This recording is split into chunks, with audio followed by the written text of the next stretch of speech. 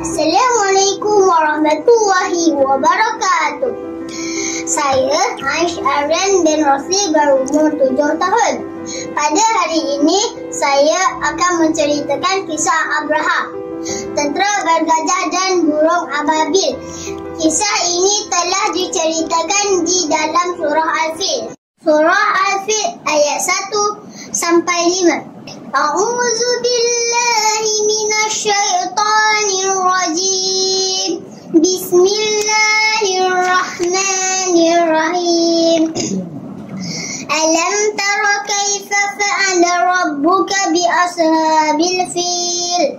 Alam yaj'al kaidahum fi tadlil wa arsala alaihim tayran ababil tarmihim bijaratin min sijjin faja'alahum ka'asfin ma'kul. Sadaqallahul azim.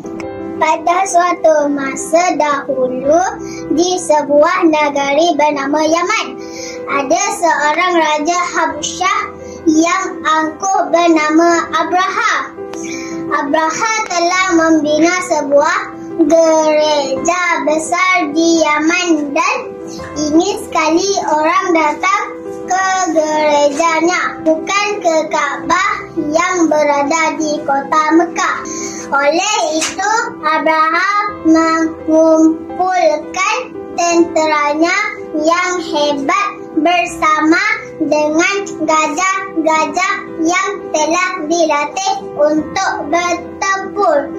Abraha memilih gajah sebagai haiwan untuk berperang kerana baginya gajah itu lebih besar dan lebih digeruni berbanding haiwan perang lain seperti kuda. Ketika rombongan Abraha bergerak ke Mekah, gajah-gajah itu berjalan di jalan berkampungan, menyebabkan penduduk Mekah berlindung di rumah masing-masing kerana ketakutan dengan keganasan Abraha dan tenteranya. Akhirnya tiba hari Abraha dan tenteranya sampai di Mekah. Namun dengan tiba-tiba gajah-gajah itu enggan memasuki kota Mekah.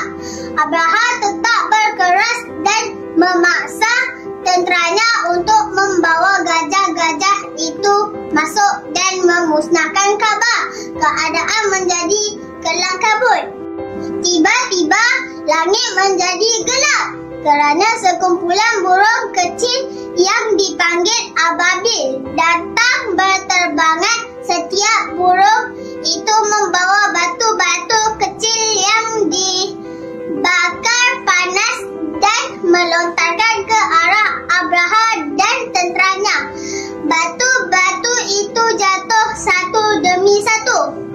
Semua gajah-gajah besar serta tentera Abraha mengguluput mati kerana tiada satu pun yang terlepas daripada batu panas yang dilontarkan ababil. Raja Abraha juga tidak terlepas. Jari-jarinya mula gugur satu persatu akibat daripada batu panas itu.